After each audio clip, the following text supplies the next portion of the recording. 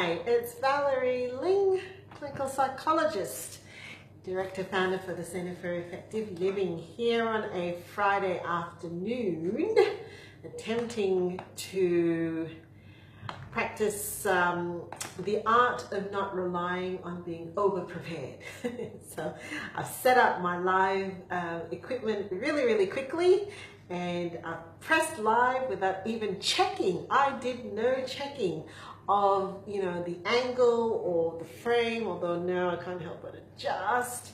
And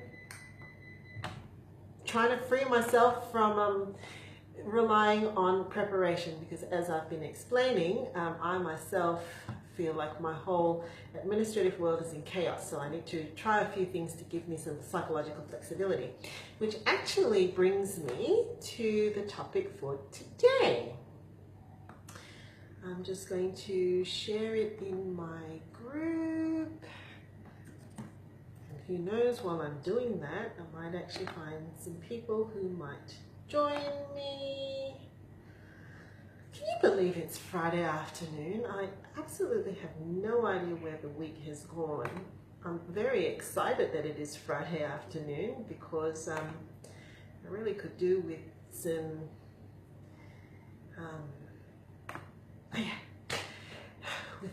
weekend time. So today's segment is in the category of psych hacks. In other words, any kind of psychological method or strategy, tip or technique that just makes life a little easier, or a little bit more productive or fluent. So today's psych hack fits very nicely with my theme of overcoming a sense of relying on being prepared. It's also a really good one for procrastination and perfectionism. And it's something I picked up from attending a conference for writers some years ago, a long time ago. It was the first writers conference that I attended. And I was attending a workshop that was given by a lady who has written several novels and been published. And she was actually telling us her method, and this is her method, okay? When she writes a novel in draft form, she sits and she goes at it. Hello, if you're there, please say hello to me. It's Fun Friday today, so I'd love to get a little bit of a wave if you're there. So what she does is she writes her whole novel from start to finish in draft form, okay? I'm pretty sure she said she doesn't do any checking or any editing, she just flows. And when she comes to the last word in the novel, I don't think all authors write the end full stop, but let's just say she's written the end full stop. What she says is that she closes the document, and then she drags the document in entirety into the bin on her computer. She throws it away. And after she's done that, she rewrites her novel. And we're all thinking, oh my gosh, what a waste, that's a bit risky. What if she, had a lot of good stuff to say? Why don't she just go back and edit it and, just work on it? Well, the reason she said she does that is because she said that she accepts that the draft is a draft. Its purpose is to give her fluency, momentum, and to release her creativity. But she doesn't rely on the draft to provide the quality or to validate the quality of her work. So she uses it mainly as a way to get the creative flow out. And then the second thing that she said, which stays with me, is she believes that the story is within her. She believes that she knows her story and her voice well enough that she doesn't have to rely on a draft and re-editing the draft to feel secure or confident that the work is going to be a finished product. She is confident in her voice and in her story. And so she says, so after she's thrown away the draft and she starts on the book, she says, I know it, I own it, and I write.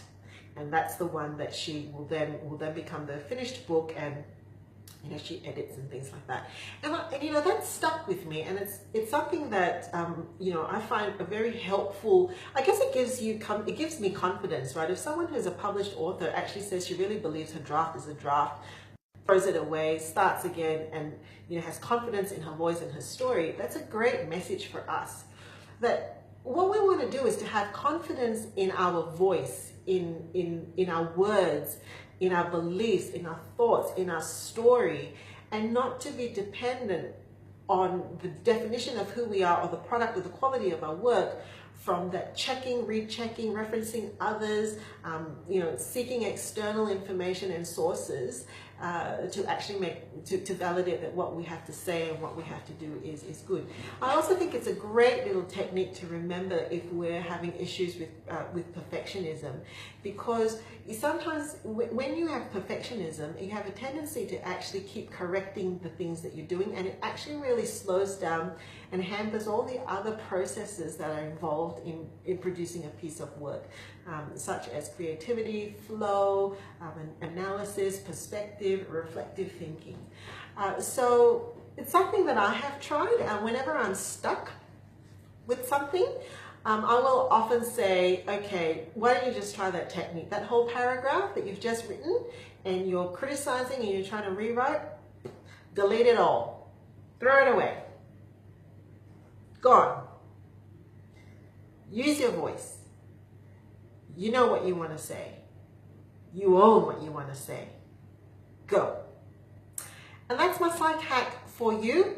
If you are bold and you would like to throw away 20,000 words, well, okay. I might suggest some smaller steps. Start with 200 words first. Get a good feel for it. Get a sense of what it's like to be freed from relying on checking, rechecking, criticizing yourself, judging what you're doing, and being in that headspace. Have a great weekend.